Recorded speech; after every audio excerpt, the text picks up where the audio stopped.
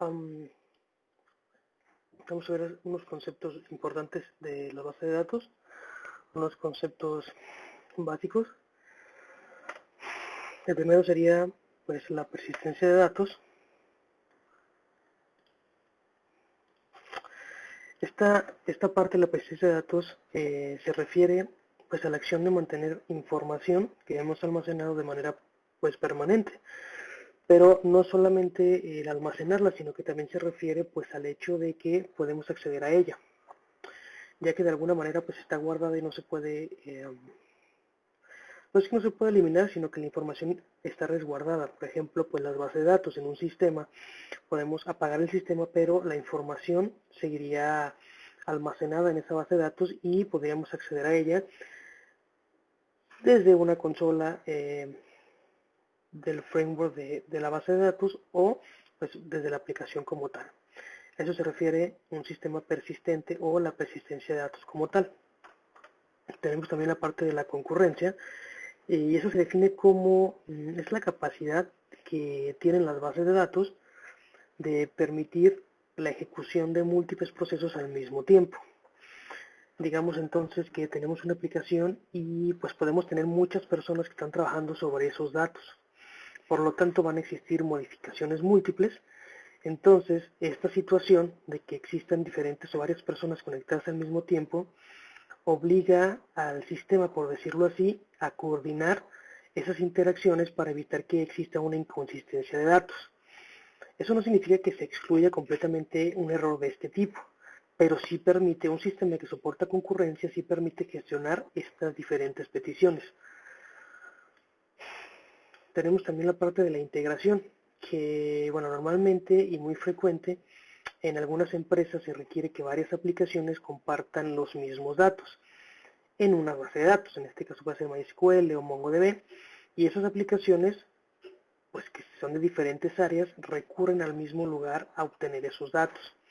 Entonces, si estas aplicaciones usan los datos que quizá fueron modificados por alguna u otra aplicación, pues existiría también la parte ahí de la concurrencia, ¿no? De soportar diferentes usuarios o diferentes peticiones al mismo tiempo.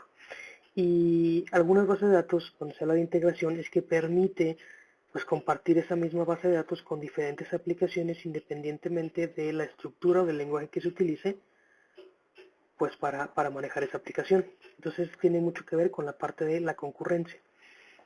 También tenemos el concepto de impedancia.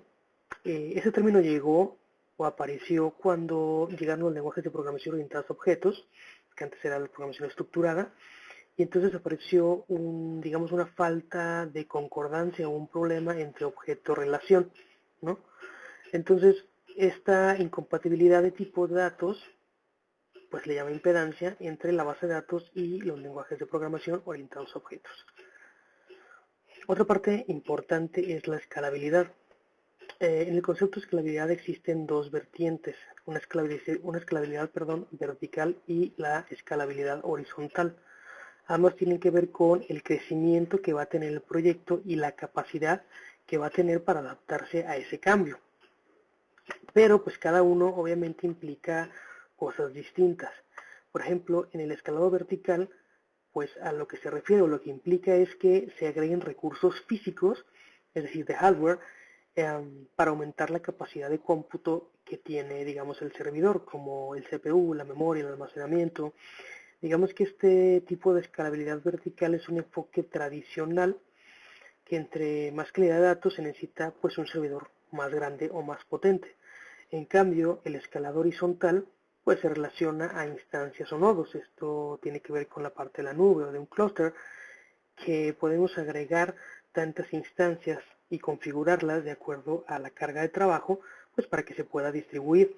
De ahí vienen pues las bases de datos distribuidas, de distribuir esa información en diferentes nodos o instancias de un clúster y fragmentar los datos pues para que traiga consigo ciertas ventajas. Obviamente cada una de estos tipos de escalabilidad pues tiene una ventaja y una desventaja, ¿no? Pero bueno, aquí solamente veamos el concepto general de a lo que se refiere la escalabilidad.